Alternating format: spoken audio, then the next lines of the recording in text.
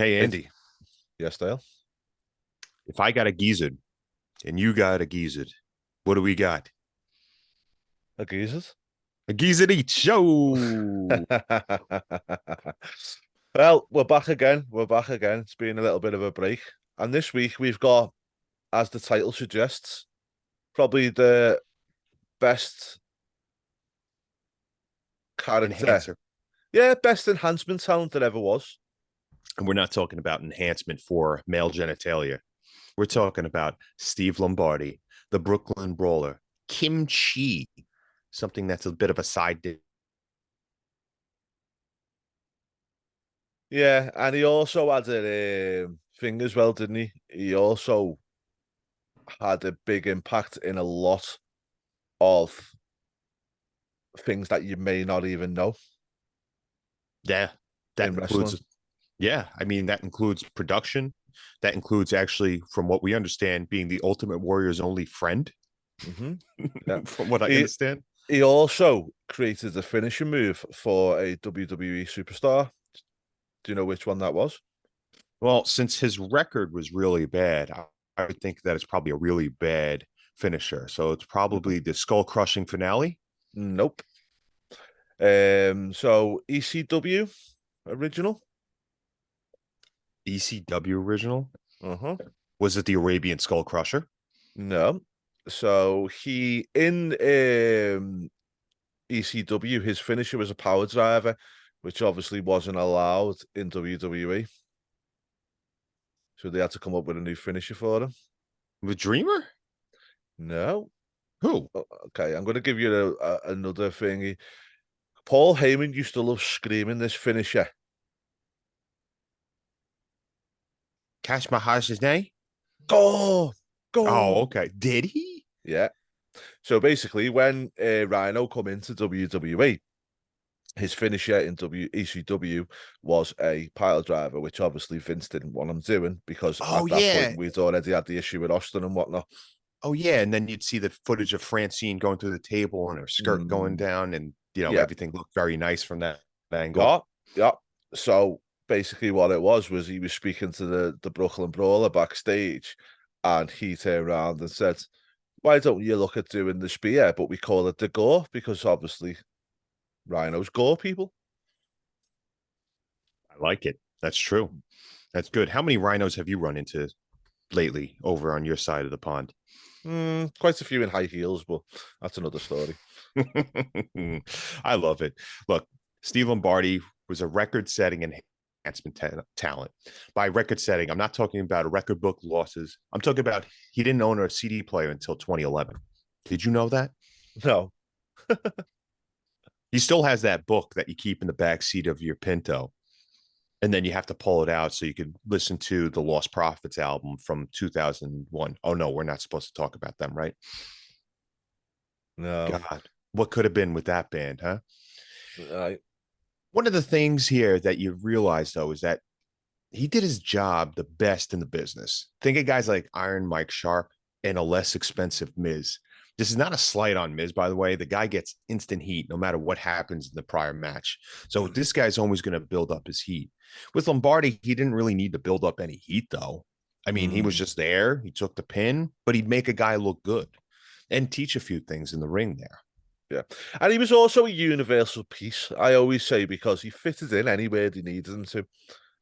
If we just go through some of his characters, probably the ones that we'll know more than anything. So obviously the Brooklyn Brawler, Kimchi, the Black Knight, and he also stepped in and was doing the clown for a little while as well. Yeah, but towards the 2000s, you or I could have applied for that job and done it pretty I well. know, but still, it just shows that he could step in anywhere and do a job if needed. Yeah, that's a talent on hand. If there was a union, he would definitely be a scab. Yeah, he Look, was. how did Steve get real heat though? He That's was he was the real life booty man riding with Hogan. yeah. That's how you get heat. He was Hogan's main squeeze, dude. I'm not talking about Linda either. No, no. Well, he got put in with Fingy as well, didn't he? He was with Bobby Heenan for a little bit, so he was looking to push him, but obviously it just didn't happen, did it? Do you know what I mean? Yeah. But that's like, remember Harvey Whippleman with Big Bully Biswick or Buswick, whatever. Johnny K9. Yeah, yeah. You always need that big goon, have a sideways cap, maybe a little bit of a scar. I think Steve should have actually had a full mustache there, like a handlebar mustache. Mm. Did you ever see that Thousand Ways to Die in the West with Seth MacFarlane? Yeah, what a film. Do you know what? Funny enough, I actually watched that film the other week. It wasn't even long ago that I watched it. I think it was about 2 weeks ago. What a film that is. Didn't you love the fact how they said, "Hey, I heard somebody actually smiled in a photograph once." That's what literally I was just, and then he gets to the photograph, doesn't he? In the end, or is it the other way around? She gets him. Yeah, Charlize actually gave it to him and goes, "Wow, he really did it." Yeah, I love the bit as well where the friends, and she goes, "Oh, someone once saying us today we can buy you this thing." It's like, That was a oh, absolute classic of a film. Unbelievable. Right, so let's get into the Brooklyn Brawler. So I think obviously Kim Chi was a really good one for him. He's done a really good job with Kamala, fitted it perfect for him. But obviously he's more known as the Brooklyn Brawler. And I think, he wrestled everyone, didn't he? mm-hmm. Yeah, whether it Wrestled be on everyone. dark matches. I'm pretty sure I did a dark match with him too when Mm, they were sending out flyers for me. yeah. I can tell you one thing though, something quite good. So he actually wrestled Rocky Johnson and Dwayne Johnson, didn't he? I did not know that. Which is quite cool. I wonder if he actually wrestled anybody else in the Uso heritage. Probably Rikishi, Yeah, well, he faced the Samoan SWAT team. but are they really? Yeah, they are related, right? Yeah, yeah, yeah, All right. yeah. Look, he was a mainstay of enhancement talents. They did their job by making people look good, and part of the brawling was wearing a shirt that smells like the Thames River by you. Yeah. But no, he was singing, yeah, the Dwayne Johnson. You know, he come in and helped Dwayne when he first come on. In his autobiography, The Rock actually names Steve and says to him about how much he helped them as well. So, you know, it just shows that from what everyone is saying is he's just a good guy, isn't he? Yeah. You know what's funny? The Rock always makes sure that people that brought him to the top he recognizes. I think he bought downtown Bruno a truck from what I saw. Yeah. You know what's amazing though? And I just thought about this speaking of Bruno. If Brooklyn Brawler and Big Bully Biswick with downtown Bruno should have been like such like this big thing, right? If Mm, Adrian Adonis was their manager, they could have shared the same cigar. I know. Oh dear. Right. So he only actually had one accolade in WWF. What was that accolade, Dale? Oh, come on. He pinned Triple H one time. No, no, no, an actual award. Nicest guy in the room. No, he won a Slammy Award for Worst Idea in 1994 What was for that? Abe Knuckleball Schwartz. Yeah. The strike happens, and strike. I don't think it's looming anymore, but that was a real thing there. Ugh, Yeah. that was bad for baseball. The Montreal Expos were the number one team at that point. Do you Yeah. know who the Montreal Expos are now? No.